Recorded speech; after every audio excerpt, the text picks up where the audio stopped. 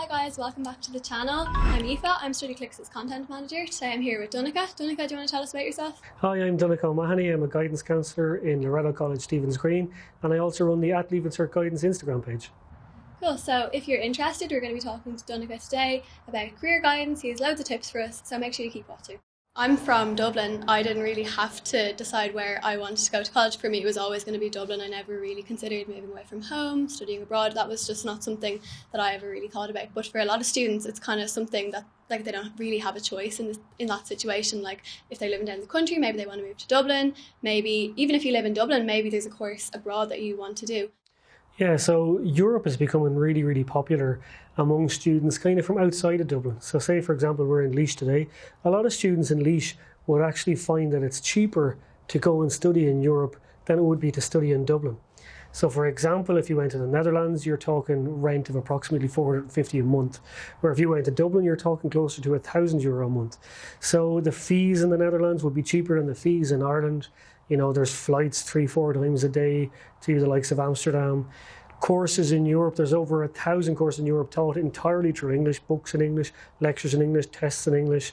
And there's an EU directive to say, you know, if you studied in an EU country, your qualification must be recognised within Ireland as well, because we're in the EU, with the exception of, say, primary school teaching, where you need to have Irish and things like that. Yeah, that makes sense. So then say maybe people might think about it because, say, the points in Ireland might be quite high for something. Maybe is it an option to go study in Europe? As you were saying, the qualification is the same. So yeah, so for example, physiotherapy is a very popular course choice here in Ireland. You're talking about 530 points to study physiotherapy at the minute.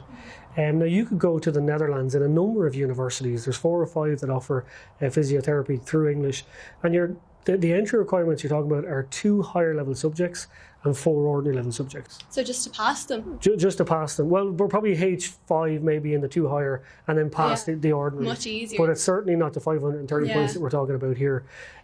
So a really good option for students, because in Europe they have more supply than they have demand.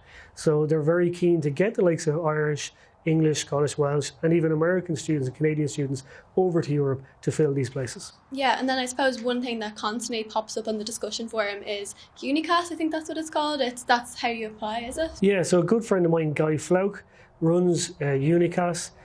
So it's basically a system that helps you apply for colleges in Europe, no matter what your undergrad is. You can contact unicas.ie. You go on. It has a brilliant search engine where it shows all the programs around Europe that are on offer, the entry requirements, everything you need to know. And then if you decide to apply for it, you can certainly contact Guy and he will help you with the application process.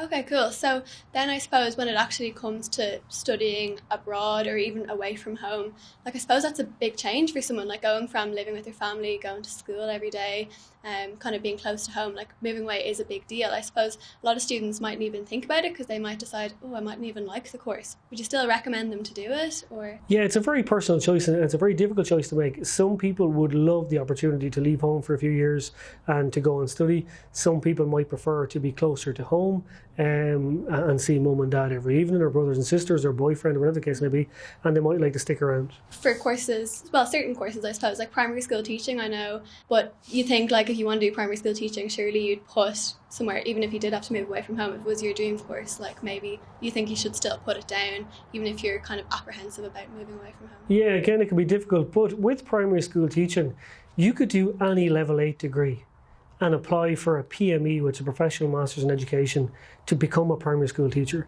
So you mightn't have to move away initially. You could still go to a college or a university or IT that's close to home, complete that level 8 degree, and then apply for your Professional Masters in Education. Yeah, so I suppose it is a big deal, like deciding when you're 17, 18 that you want to live away from home for 4 or 5 years. That's a huge decision. So I suppose that's where maybe like Erasmus comes in. So I suppose like even our own Emer from StudyClick, she went and studied in UL and studied applied languages, but she knew that halfway through her course she'd be able to go and study in France for a year. So I suppose that's kind of a good alternative and maybe something worth looking into, do you think? Yeah, so a lot of courses, undergrad courses, give you the opportunity to study either Erasmus, which is around Europe, or study abroad option, where you could go to the US, to Australia, to New Zealand, China, wherever you like. So Erasmus is generally Europe, and then study abroad would be further afield. If you're studying a European language, it's really encouraged that you go on this Erasmus. If you're studying Chinese or something like that, again, it's encouraged that you take some time and go to the country and learn the language. But it's not just with languages. You could go for anything, whether it's business in America, you could go and do that.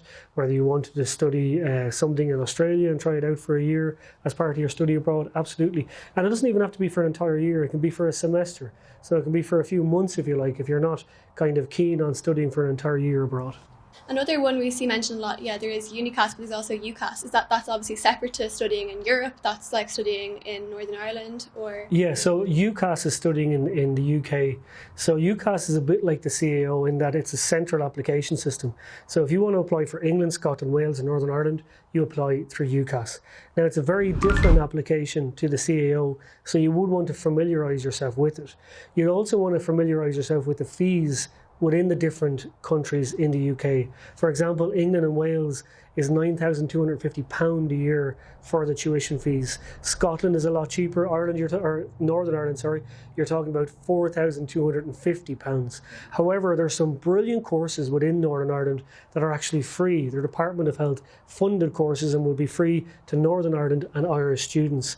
And also, say they're nursing. Again, it's free, but they offer you a bursary of £6,000 a year. So they would actually pay you to come and do the course, which is a really good option. Considering it's on the island of Ireland, it's a really good option to look at Northern Ireland as well. Yeah, that's it, because it's much easier, I suppose, if you're living in Ireland to move up to Northern Ireland rather than going all the way to some country in Europe that you're not that familiar with, and I suppose the language as well. Exactly, and Northern Ireland offer student finance as well. So if you did have to pay for some of the courses up there, they offer you student finance that you pay over a number of years, a very small percentage from your monthly wage. Well guys, thanks for watching today. Donica, thanks for breaking that all down for us. It was really helpful and I think people will find that really, really useful. So if you liked what you saw, make sure you like and subscribe. We have loads more videos like this with Donica going through all these bits of advice, and there's loads of great tips out there to help you. So Donica, they can also find you on Instagram. Yeah, Instagram, follow me at LeaveInCert Guidance. Cool. Well guys, thanks for watching. Bye for now.